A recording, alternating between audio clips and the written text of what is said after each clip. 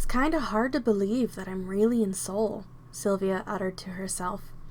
She walked down the street, enjoying the sights of Korea on her way to her new employer's company building. Her thoughts trailed off as the recent events that led up to her situation flowed through her mind. From sharing a design on social media to an incredible contract with one of the biggest fashion labels in the world. She was pulled out of her reverie by a child's playful scream. Silvia's gaze fell on a group of children running around a nearby playground. She paused, smiling as she watched the kiddos for a moment, remembering her own childhood. The warm memories then brought on the nostalgia of her own imaginary friend, perhaps spurred on by some of the children's playful comments. "My imaginary friend is so cool. He has purple fire hair." She mentally paused and thought, when was the last time I thought about my imaginary friend? Silvia mused as she continued on her way, enjoying the crisp December air. After entering the subway station, Silvia scanned her public transit pass, finding a bench to wait for her train. Silvia removed her coat, sighing into the heated bench. She returned to her cozy childhood memories of her imaginary friend. She couldn't help but wonder what he would be like all grown up. Silvia then pulled out her well-worn design book and began to sketch an outfit based on the aura she imagined he would have now. Silvia moved her marked train map to the adjacent page of her open book as her pencil danced across the page. The rumbles of the subway trains and soft conversations around her faded as she was completely enthralled in her creativity. Silvia watched as her pencil shaped her drawing, bringing the crafted outfit of the man on her page to life. As the trains came and went, she didn't notice that there was now a young man quietly watching her sketch.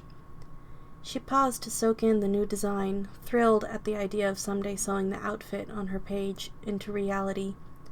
A gentle tap on her shoulder jolted her out of her creative thrill. A man pointed towards the train sitting ahead of her, and Silvia realized with horror that it was the train she had been carefully waiting for. She leaped up out of the cozy bench, thanking him profusely as she dashed towards the closing doors. She squeezed her way onto the train, apologizing as she brushed up against some of the other passengers. Silvia carefully wrestled her items into her bag, ensuring she wouldn't lose anything on her journey. After the shock of the moment wore off, she glanced back out towards the bench she had just been sitting on.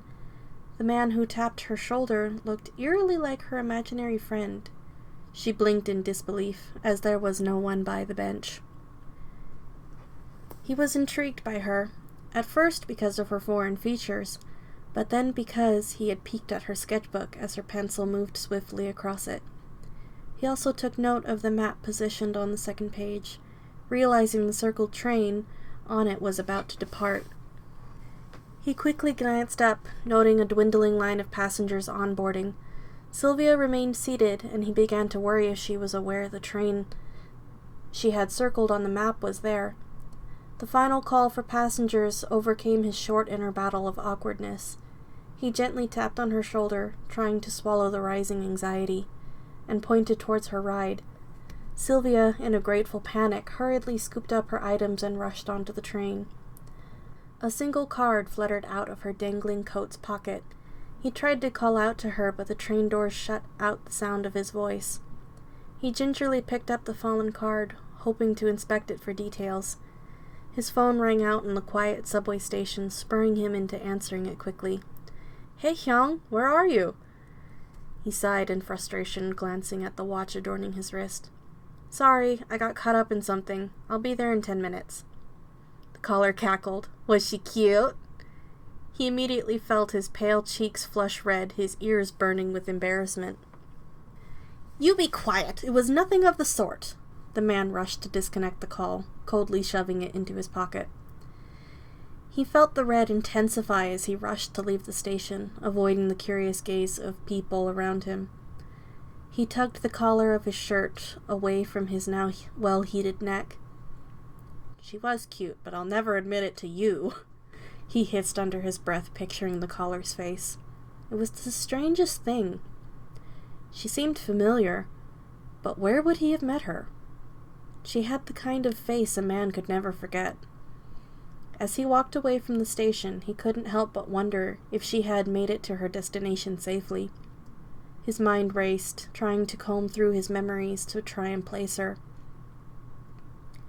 He knew her from somewhere, he was certain of it.